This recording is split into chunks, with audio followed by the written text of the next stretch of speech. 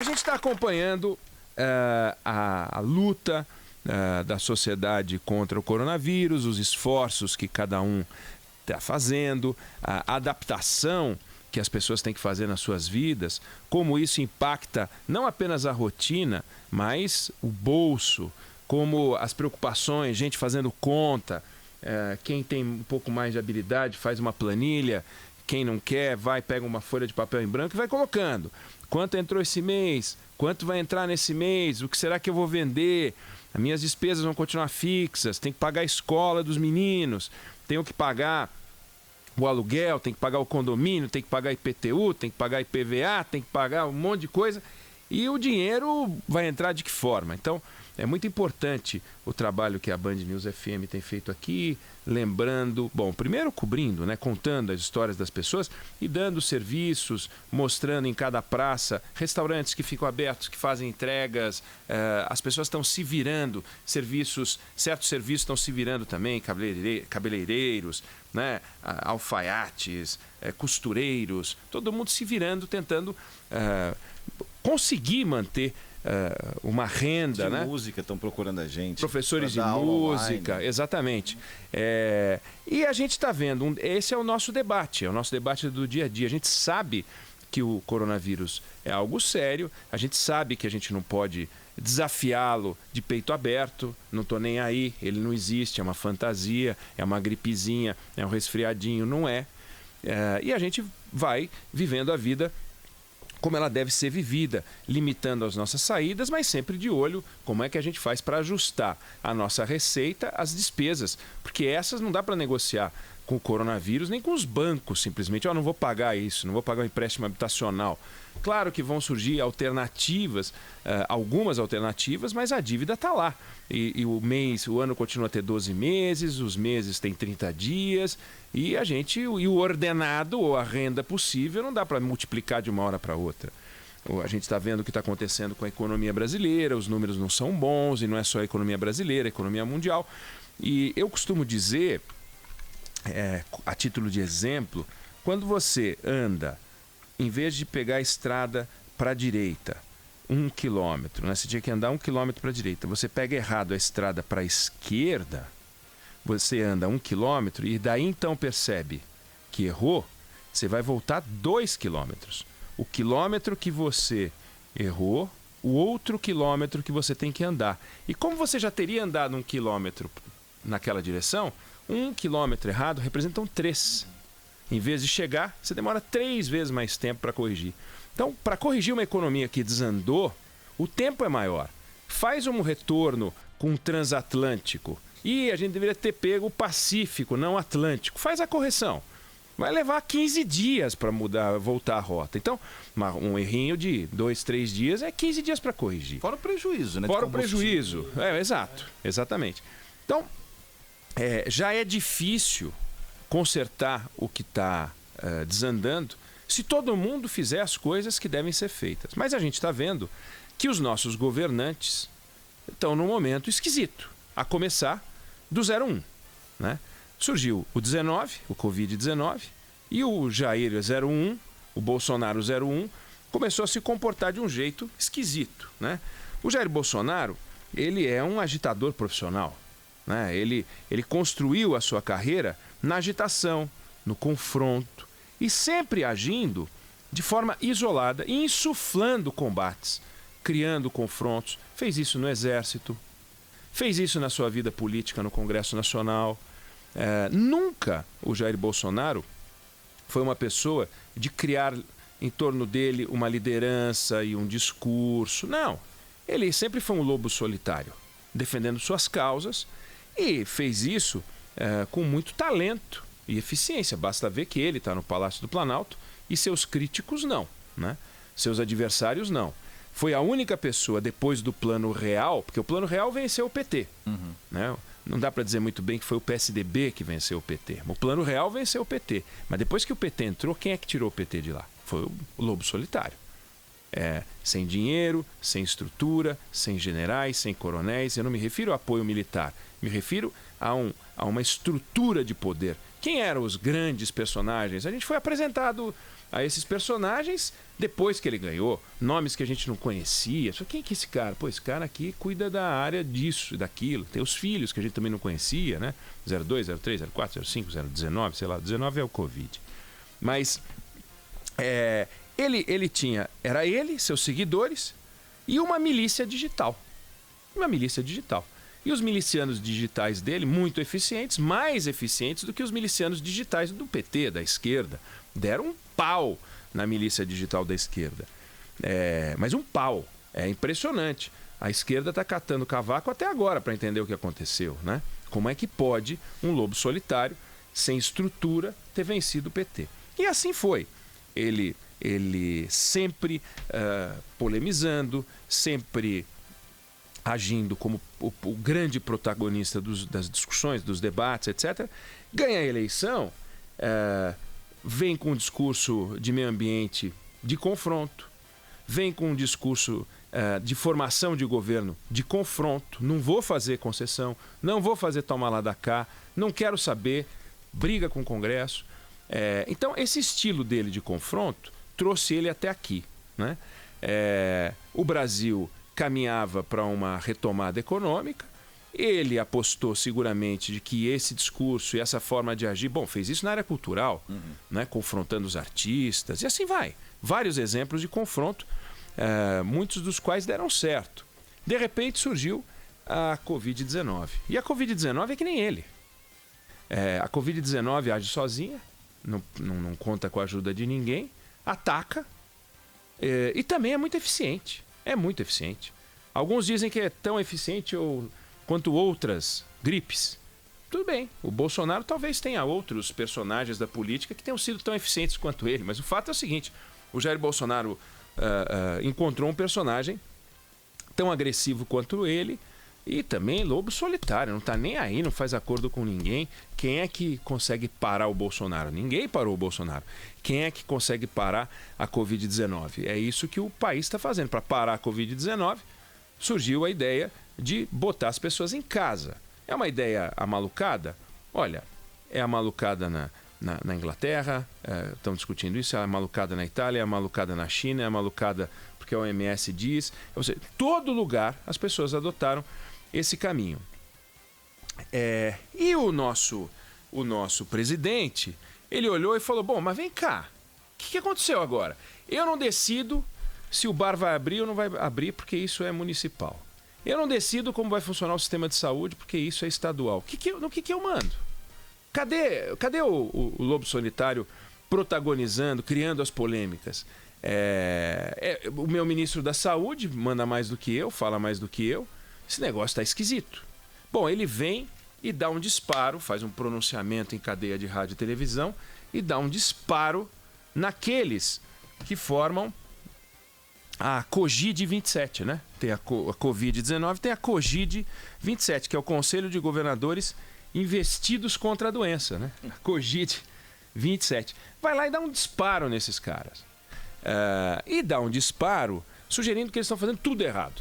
Que não estão dramatizando, estão exagerando e que tem um negócio chamado economia aí que deve ser observada.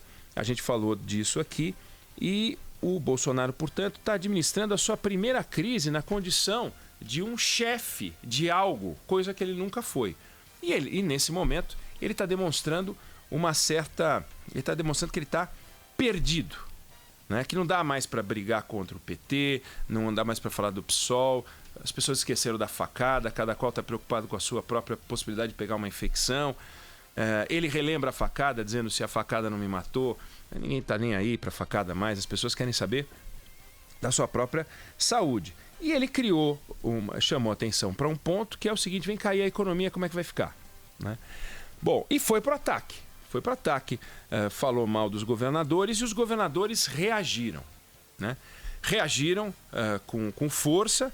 E aí é preciso, senhores governadores da COGID 27, né? O Conselho de Governadores Investidos contra a Doença, é preciso que os governadores tenham maturidade, porque se eles entrarem na pilha do Bolsonaro, primeiro eles vão perder, porque o Bolsonaro é o melhor lobo solitário pilhado que o Brasil conhece. Não dá para ser mais Bolsonaro do que o Bolsonaro, isso é impossível, né? Segundo, que nós vamos perder. Porque a gente precisa de racionalidade agora. Racionalidade é a expressão que a gente já usou algumas vezes, né, Felipe Bueno? Que é pegar os adultos da sala e botar para conversar. Governadores, vem cá. Todos nós queremos saúde para nossas famílias, queremos emprego para as nossas famílias, queremos futuro para o nosso país. A gente não pode sair dessa crise todos saudáveis numa economia falida.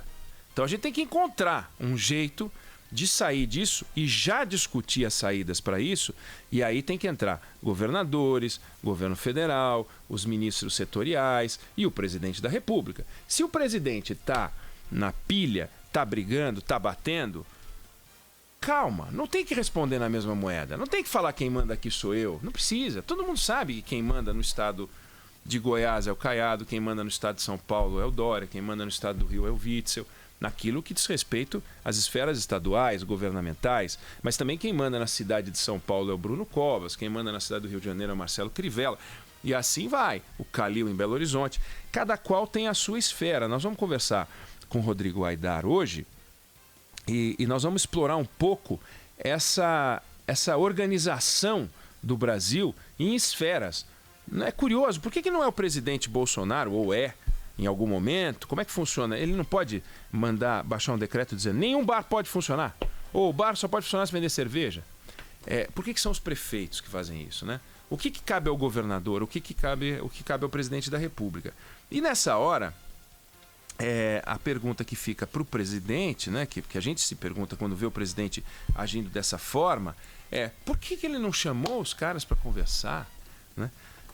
E a impressão que dá é que ele está vendo correr entre os dedos o grande ativo que a história pré-Covid-19 dizia que é o seguinte: é a economia que vai resolver quem fica e quem não fica, a economia que vai resolver quem se elege e quem não se elege, quem se reelege e quem não se reelege. E, como disse o nosso professor Zé Roberto Mendonça de Barros, a gente que teve em 2013 o último ano de crescimento e nós estamos em 2020 e nós estamos indo para um PIB negativo, depois de ter tido 2 anos de PIB de 1% e ter tido 2 anos de recessão e tal. Então, a gente está voltando, como ele observou, se não me engano, ele falou que a indústria brasileira está voltando para 2010. Então, nós voltamos 10 anos no tempo.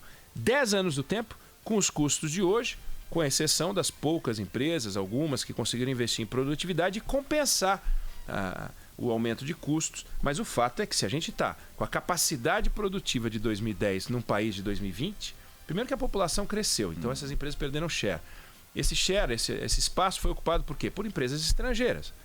Cadê o capitalismo brasileiro se a gente está matando o capitalista, se a gente está matando a economia? E quando a gente não cresce em 2014, 15, 16, 17, 18, 19 e 20, nós estamos falando que a gente não tem fôlego para aguentar 2, 3 meses agora. Nós estamos num sufoco há anos que o Brasil é exemplo para o mundo de país do futuro que mais fica perto do passado do que todos os outros países. O Peru crescendo mais, Colômbia crescendo mais, Chile crescendo, todos os que estão na nossa volta crescendo mais. E aí a gente é que bate bumbo dizendo que temos as melhores praias, o melhor polo de turismo, melhor isso, melhor aquilo, recursos naturais, blá, blá, blá, blá. E os outros que não tem nada disso, nem oxigênio em alguns países, porque são tão altos que nem oxigênio tem, e eles conseguem crescer e dar aula pra gente. É aquilo, Lima tem mais restaurante estrelado hoje, que faz sucesso reconhecido internacionalmente, do que São Paulo. Não, mas São Paulo tem um monte de restaurante. Tem, mas vai no guia, nos grandes guias do mundo e vê o que está acontecendo com o Lima, né? Esquece a Covid-19 por um tempo, mas vamos olhar.